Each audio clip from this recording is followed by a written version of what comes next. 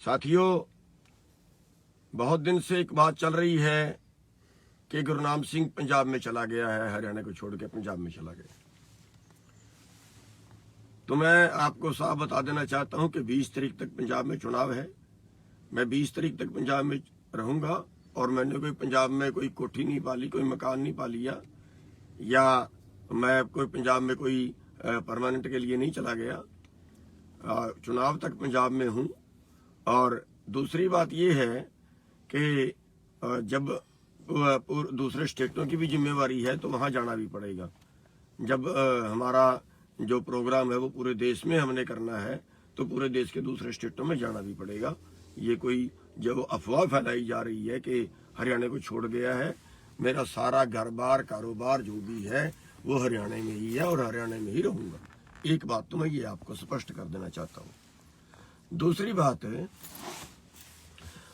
एक अफवाह फैलाई जा रही है कि राजनीति चली गई, राजनीति में चला गया, राजनीति बहुत बुरी है, राजनीति बहुत गंदी है, राजनीति बहुत भद्दी चीज है। मैं ये समझाना चाहता हूँ कि इसका मतलब सर छोटू राम जी गलत थे जो राजनीति में गए थे। हम क्यों पूछते हैं फिर उन्हें? फिर तो उनको अपना संगठन बना के आंदोलन लड़ना चाहिए था। और जो आज कह रहे हैं, जो आज पाठ पढ़ा रहे हैं कि अराजनीतिक रहना चाहिए, वो सारे कहीं ना कहीं राजनीति से जुड़े हुए हैं। जो राजनीति से जुड़े हुए लोग हैं उनको सबसे पहले तकलीफ होती है राजनीति की, क्योंकि कहीं ना कहीं उनका नुकसान करेंगे। अब हरियाणा में जो अफवाह फैला रहे हैं उसमें जो पंजाब में दिक्कत आई वो बादल को आई, हरियाणा में सबसे ज्यादा दिक्कत चौटाले को आएगी या राकेश टिकैत को आएगी। ये तीनों मिलके मेरे खिलाफ अफवाह फैला रहे हैं और जो है जगह जगह पे वो गड़बड़ी करवाने की कोशिश कर रहे हैं। दूसरी चीज मैं ये बता देना चाहूं कि चौधरी देवीलाल राजनीति में थे। हम कहते हैं कि देवीलाल ने किसानों के लिए काम किए भी हैं उन्होंने, तो राजनीति में थे तभी किए ना। हम चौधरी चरण सिंह को कहते हैं किसान नेता है, उसने बहुत अच्छे काम किसानों के लिए किए। अगर राजनीति में थे तभी किए ना। सर छोटू राम को हम कहते हैं उन्होंने किसानों के लिए बहुत अच्छा किया, किसान मसीहा है, फिर राजनीति में थे तभी किए ना।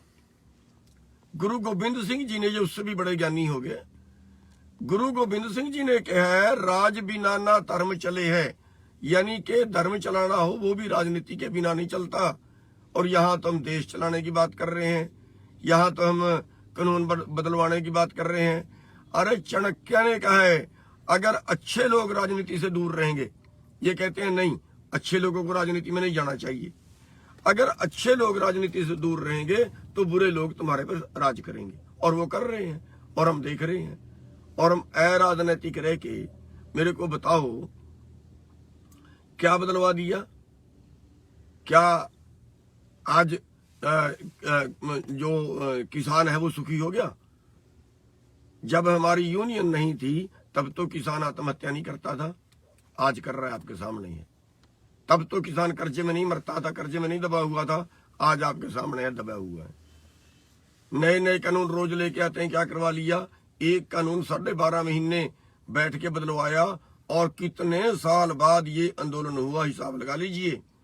और इतने साल बाद आंदोलन होने के बाद भी 15 दिन बाद, 20 दिन बाद केंद्रीय मंत्री ने बयान दे दिया कि एक बार हम जरूर लोगों के दबाव में पीछे हटे हैं, एक कदम पीछे हटे हैं, अब दोबारा बढ़ेंगे।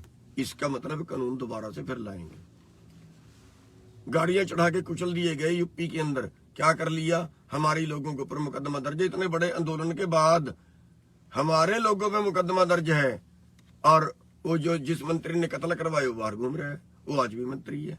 क्या कर लिया? अराजनीतिक रह के, क्या अराजनीतिक रह के आपने भाव ले लिया? अरे एमएसपी जो तय है वो भी आपको नहीं मिला। अराजनीतिक रह के आपने क्या कर लिया? मेरे को समझा तो दो कि ये कर लिया अराजनीतिक रह के। ये जो अराजनीतिक रट लगा रखी है ना, इसी ने हमारा बेड़ा गर्क किया है शुरू से आज तक का। कितने आंदोलन हरियाणा के अंदर हुए? हरियाणा के आंदोलनों में 32 आदमी मर चुके हैं। 32 से भी ज्यादा हो गए, अब तो 34 हो गए। इतने आदमी हरियाणा के आंदोलनों में मर चुके हैं।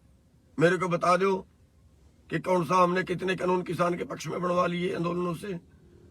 और कितने कानून, गलत कानून बनते हुए, किसानों के खिलाफ कानून बनते हुए कितने हमने रोक लिए। आज दूसरे वर्ग तरक्की कर रहे हैं, किसान तरक्की क्यों नहीं कर रहा? क्योंकि हम यहीं आके मरते हैं, हमें अपने मारते हैं, दूसरे नहीं। दूसरों से तो भिड़ना आसान है, अपने मारते हैं।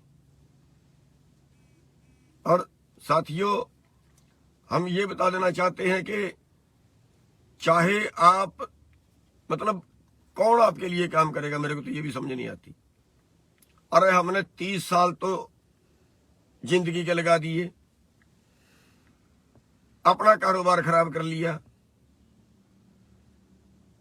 कोई तनख्वाह नहीं ली, कोई किसी हम पेड है उस पर काम कर रहे हैं, और कितने मुकदमे दर्ज करवा लिए, कितनी सरकारों से मत्था टक लगा लिया, कारोबार का भी अपने का सत्यानाश कर लिया। और फिर भी अगर कोई इल्जाम लगाते हैं तो फिर कल कौन आपके साथ खड़ेगा? आखिर हम चोरों के साथ तो लगते हैं, कहते हैं अराजनीतिक रहना चाहिए। अरे भाई, अराजनीतिक रह के फिर आप किसकी मदद कर रहे हो? और अराजनीतिक रहते भी नहीं। मैं ये कहता हूं जो अराजनीतिक कह रहे हैं वो नेम कर लें, वो गुरुद्वारे में बढ़े, वो मंदिर में बढ़े, सौ खाएं परमात्मा की, वो कहें कि हम बिल्कुल वो मंदिर में गुरुद्वारे में बढ़ के कि हम सारी उम्र कोई चुनाव नहीं लड़ेंगे और किसी की चुनाव में मदद नहीं करेंगे, फिर होता है अराजनीतिक। करें नेम, कितने लोग हैं नेम करने वाले? 10 भी नहीं मिलेंगे 100 में से जो अराजनीतिक पुकारते हैं। अब मैंने राजनीति की बात जब पंजाब में की थी, मिशन पंजाब की, मेरे को बाहर निकाला था, लेकिन उसके बाद क्या हुआ? वही लोग आज राजनीति में गए ना, और ऐसे ही करते हैं। हमें वो लोग कहते हैं राजनीति में नहीं जाना जो लोग खुद राजनीति में किसी पार्टी से जुड़े हुए लोग हैं। तो साथियों, ये एक षड्यंत्र है हमारे खिलाफ वो चला रहे हैं। इस षड्यंत्र से हरियाणा के भाइयों को संभलना है।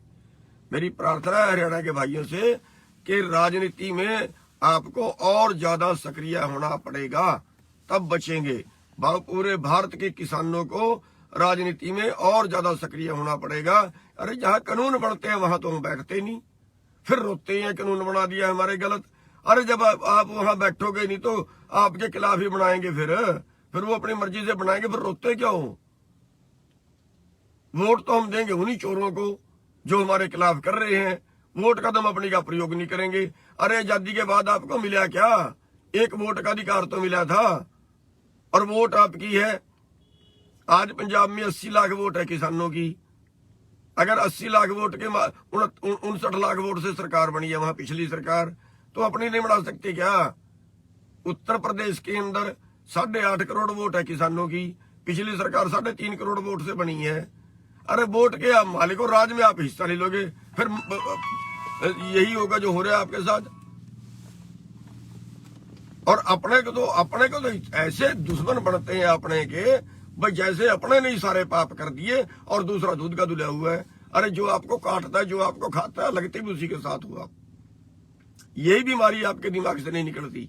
आज तक जिसने आपको काटा, जिसने आपका शोषण किया, उसी के साथ लगे, और जो आपके लिए मरा।